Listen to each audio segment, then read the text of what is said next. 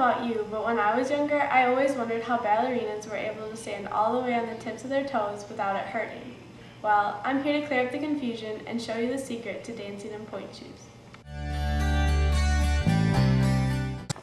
It is believed that the first ballet dancer to dance on pointe with modified shoes was Marie Taglioni in 1832. The first pointe shoes were little more than soft slippers, heavily darned at the toes. But today, pointe shoes are made of multiple layers of burlap, paper, and glue. The hardened glue gives pointe shoes their stiffness. The first thing you're going to need is a pair of toe pads to protect your toes. There are many different kinds and colors of toe pads, but mine happen to be a purple gel. Some girls will also take lamb's wool and stretch and wrap it around their toes. However, lamb's wool has a tendency to bunch and leave some toes unprotected, which is very painful and will lead to blisters. A third option is paper towels. My dance teacher likes using these because it gives her a better feeling of the floor through her shoes. The next thing you're going to need is obviously a pair of pointe shoes. Pointe shoes are usually a pale shade of pink like these, but I also have a pair that I painted black so they would match my solo costume. When you buy a pair of pointe shoes, the ribbons and elastic aren't attached and you have to sew them on yourself in order for them to fit your feet. The part of the pointe shoe that you stand on the floor is called the platform, and this whole hard part around the bottom of the shoe is called the box, but the very front is the vamp. And the bottom part that runs all the way along your foot is called the shank. The only thing that's really keeping your foot inside the pointe shoe is the elastic, and the ribbons are really just for decoration. Urban Dictionary defines a tutu as a frilly-looking sort of skirt made of tulle and worn by ballerinas and cool people. One can tell when it is worn by a ballerina because the person in question will usually also be wearing some form of dance shoe and have their hair up in a strict bun. When a cool person wears a tutu, one can tell because others are always gazing upon them in unabashed admiration and desire. Cool people in tutus can often, but not always, be found fighting crime, assassinating terrorists, and helping little old ladies cross the street. There are many different types of tutus on the market today available to ballerinas. My favorite being the platter tutu because it sticks straight out.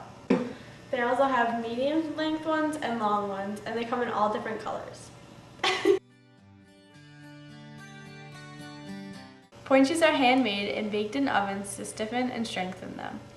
Next, I'll be demonstrating how to do a couple of beginning pointe moves, but I will be wearing these because the ribbons are sewn on and they're much softer, as you can tell, so that makes them a lot easier to dance in.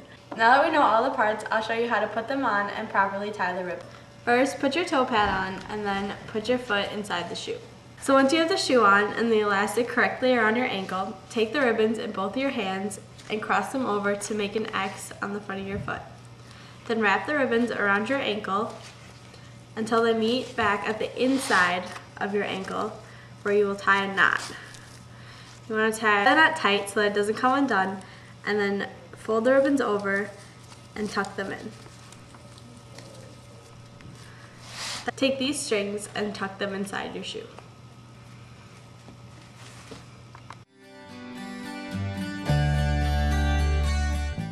Women weren't allowed to dance in public until 1681. When you begin pointe, the first thing they teach you is how to releve, or to roll all the way on the top of your shoes. To do a releve, you simply pull up all the way until you're at the top of the platform. The correct form is making sure that you get all the way to the top of your box, but a lot of girls who are first beginning pointe have a habit of only going part way, like that, which makes it very hard to balance. Once you've mastered the releve, you then learn how to walk across the floor. The next thing I'm going to teach you how to do is bourrées. You start them from 5th position and roll up, keeping your feet crossed, then beat from the knees, staying lifted because you don't want to be pounding into the floor, and they're usually used to travel like this. I'll now have my lovely assistant, Katie Salzman, help me demonstrate how difficult it is to dance in pointe shoes. Katie will now demonstrate how to do a releve by beginning with her feet in first position and pulling up while holding onto the chair all the way to the top of the shoe. As you can see, it is very difficult for someone who has never danced before.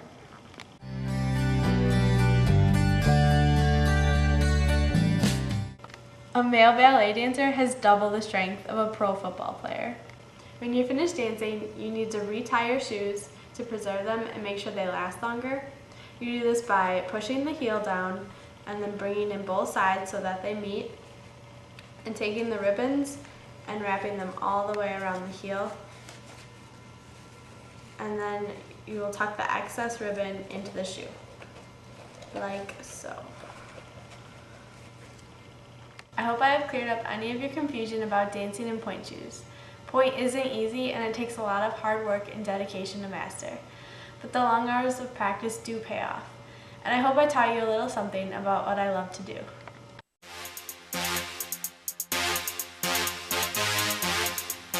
Which is very painful and a little bit blisters. I was that you would start laughing. Would you like? And you can get the long ones like this. I have like nothing to say about that. Went down as soon as you said.